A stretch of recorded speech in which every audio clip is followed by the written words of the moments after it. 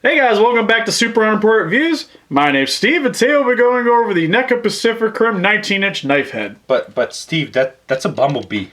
Yeah, because currently my Knifehead still hasn't even shipped yet. Still on freaking pre-order on the website, and everybody else has a Knifehead. But you think Steve would get his Knifehead? No, I just got the stupid shelf over Bumblebee. Nobody even likes Bumblebee. But Steve, everybody likes Bumblebee.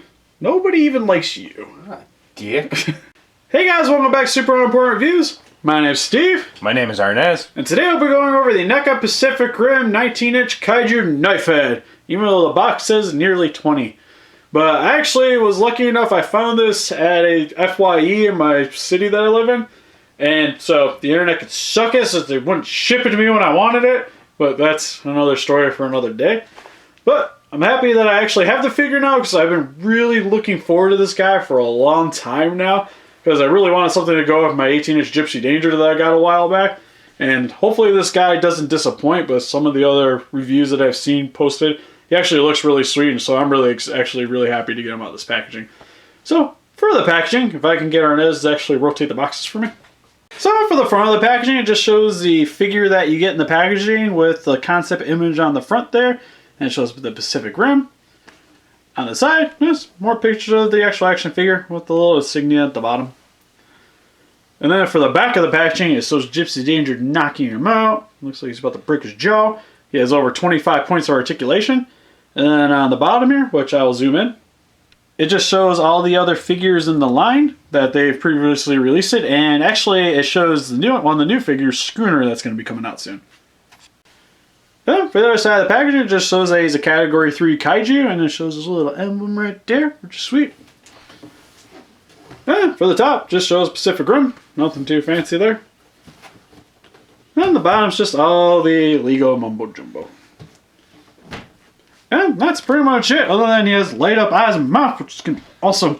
So let's just get this guy open out of his cardboard prison. So first we're going to go over Knifehead stand, which is pretty much just your basic stand. Nothing too fancy going on with here. And one thing I really wish they would have done with this is maybe spice it up a little bit more with the way like the SH Monster Arts does the display stands and stuff, where they could have had like the Pacific Rim logo here and it said Knifehead. I would actually really like that, or maybe add like a water effect, since that's the scene that he's from, is from the ocean. So it would have been cool if they maybe added like a little bit of like clear plastic to this or something, or even just be clear in general, because the black's a little bit ugly for me. But overall, it's not really necessary for him, because as you see right here, he's kind of standing by himself anyways. So it's a nice accessory, and I'll show you guys how to get it in, which what you want to do is down here, which, yep, I get the joke. He has this hole right here where his butthole would be. And what you want to do is you want to take the stand and insert it, which I don't know if I should be censoring this portion of the video, but you want to make sure that it gets in there really good. Oh man, the words coming out of my mouth right now. And I'll back away just to show you guys how it sits with the stand on. So once you get the stand positioned, he actually stands really nice with it, and for how front heavy of a figure this is, it actually holds them up pretty well. So it's overall, it works good for me, even though it's not fully necessary, which I'll show you guys in a little bit. But it's nice that they gave it to us nonetheless. Alright, so we're going to go a little bit out of my comfort zone. I'm actually going to hold the camera while I'm doing this because of how massive of a figure this is and how heavy it is. I figured it'd just be a little bit easier just to move my arms around, move the camera around, than actually trying to position this in front of it. So I apologize for the shaky camera in advance, but first, starting over with its head sculpt, which turned out fantastic. Like overall, with the amount of detailing on here, I'm really surprised at how much they got to show on this guy. Really love the dark black paint that's going on along through him, and the way they got the blue accenting all the little details in here. Like especially you can see it here on his chest with all the scaling here and on his arms. Like overall, it turned out really great. And then I also really love the way his mouth turned out with the paint here, which it's a little bit odd because it's more of a flesh tone kind of paint that they went with, which I guess works. And then with Arnes creaking in the background. And then I really love the double set of teeth here. It really turned out sweet. And one other weird thing is that they didn't go with the sticking out tongue like they did with the other knife heads. And it's actually on the roof of his mouth, which is a little bit out of a choice with the way they've been going, but it really doesn't bother me because I wasn't a big fan of that to begin with, so it works. And then the detailing in his mouth, which is really cool. It kind of gives it this fleshy of a look. And then underneath his nose, it actually has, if I can show the lighting a bit, it's got more of a flesh tone kind of paint there, which is really sweet and helps differentiate with the rest of his body. And then just to show off the other side of the head for you guys. Which, one only little problem I have, but it's just something on mine that I figured I'd show you guys just because it might show up with some other ones, is he's got this little white blotch here, which is a little bit of an eyesore, but it's not something really major, especially how big of a figure it is. It's not something I noticed really right off the bat. And then for the rest of his body, like the way these stripes turned out is really nice and gives him this vibrant look that's very contrary to the rest of his dark paint job going on here.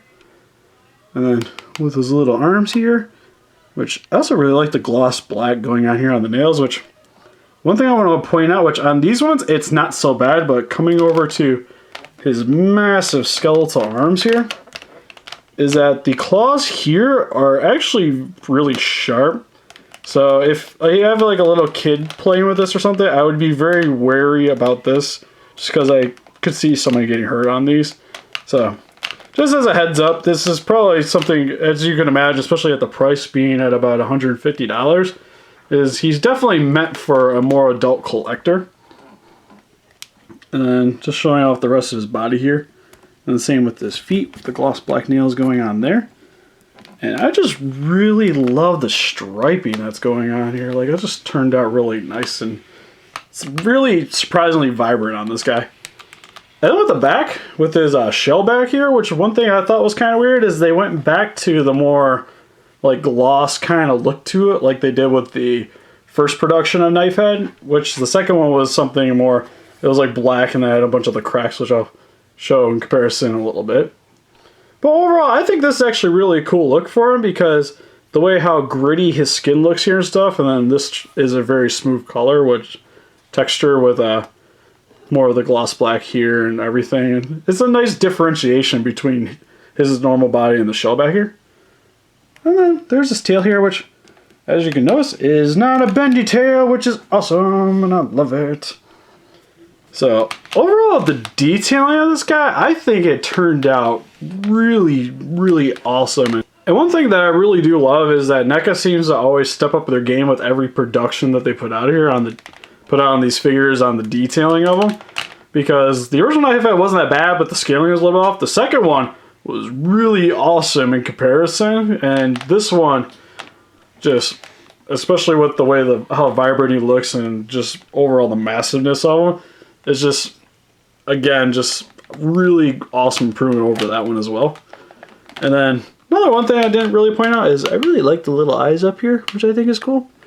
And he's also got, at the top of his head, he's got what I would say would be like the air hole spouts like you would see on like a whale or a dolphin. And just think it's a really nice touch that they have these things up here. So again, overall, I think this guy just turned out phenomenally in terms of just the overall look and the amount of detail putting into him. And then showing off his light up gimmick that he has, which lift him up a bit so you just get a little bit of light under there. There's a switch underneath his jaw, which what you want to do is you switch it forward, then bam! Which I was very surprised at how bright of a light that is without actually turning off any of my lights in this room at the moment. It shows off very nicely. And it's only in his big main eyes and inside of his mouth, but it's actually really awesome look, which I will turn off I'll turn off the lights in a second just so you guys can see better. Alright, I have to turn off the lights. You guys can see, like, these LEDs are super bright. And he just has a very menacing kind of almost demonic look to him. And I just love also how like the light shines off on the top of it, or underneath his knife head, so to speak. And it's just a really nice look, and it's a very accurate looking representation of what it did in the film. Alright, so starting with his articulation, we'll go with his head, which it can rotate pretty much all the way around. And it moves a little bit up and down. And one other thing I want to point out is with his mouth, it doesn't actually have any articulation there. And I've already seen some people on like my Facebook and stuff have already broken the jaw because they're yanking on a little too hard. And just don't mess with it. It's just not supposed to happen. And then going for his shoulders, they move up and down. And they also rotate around. They actually got a fairly decent range of motion. And then for his elbows, it also can rotate around and move in and out. It's not super great on the elbow portion, but it's pretty much about this. It's a slightly better than what we got with the 7-inch version. So if you have that figure, overall his articulation isn't so much better than that one. And then with his hand, it's on a ball joint, but it can rotate around. And also, each of the fingers are fully posable, which is actually a really awesome touch to that. Arnes wants to move the fingers real quick. Thank you. And then for his little alien hands, up where they connect to the body, they can move up and down. And they also have a rotation. Except that it's really hard to get the rotation for those. And then over by the elbow, it can move back and forth. And his hands are on a ball joint, but they only really rotate around. They don't really do too much else. He doesn't have any articulation at the waist, even though it kind of looks like he does. But you just kind of bend a little bit there.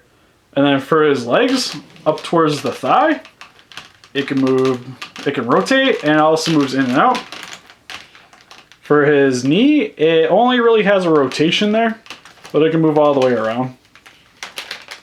And then his feet are on a ball joint, so they get a little bit of a pivot. And then Arnes wants to assume the position. Okay, and then for his tail, it has a little bit of a bend there, and oh no. At least the nice thing is it actually pops back in really easy. But if you pop it out a little bit, it has a rotation. But if you have it all the way and it's pretty well fixed, it will go a bit. And a little bit higher on the tail, it can move up and down, and it can also rotate around. And then at the tip, it only pretty much wiggles unless you really want to pop it out of the joint. But again, when you randomly dislocate something from him, it's really easy to get it back in. So that's pretty much it for the articulation. Actually, I'm pretty impressed with for how big this figure is. It's still a little bit of an improvement over the 7-inch version. While not like super awesome, it's still an improvement nonetheless. And overall, I'm actually really happy with the way this guy turned out. And for a quick comparison, here's Knifehead compared next to the Jack Specific Godzilla, which actually is a really awesome scale for me. And for another comparison, here's Knifehead compared next to the Gypsy Danger of the same size, which this is epic. And here they are with their lights on, which is, oh man. And for our last comparison, here's the giant 19-inch Knifehead compared next to his little brethren. I like how the scale just goes a little bigger, and then bam, blows up.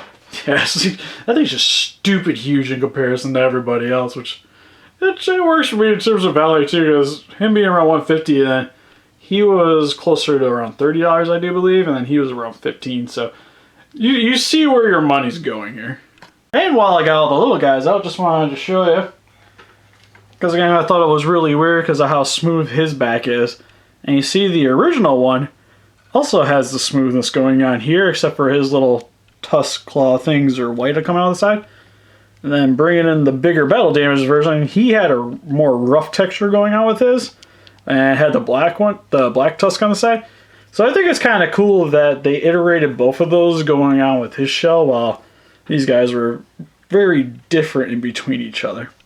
So overall, Knifehead, I'm actually very impressed with the way he turned out. Like his overall and his detailing, it's phenomenal. The paint application on here is great. I love the gimmick and how bright that is, and how it just really reminiscent of what it is from the movie. And his articulation is still pretty good for especially how big of a figure he is. It's a little bit of improvement over the 7-inch version, which going into it, I figured it was going to be about the same anyway, so I'm actually very impressed with that. Especially with them getting rid of the rubber tail, like I'm really happy about that as well. And overall, I just really feel like I got my money's worth out of this figure. To be honest with you, it's a lot better than I thought it was gonna be. So much more details, more everything. Better. Just a great improvement over the little figures.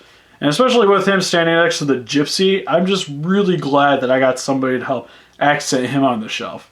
So what do you guys think? Are you guys excited about the Knifehead? Are you guys excited that they're making a Pacific Rim 2? Or you guys just don't think this guy's worth about 150 bucks? Please let us know in the comments.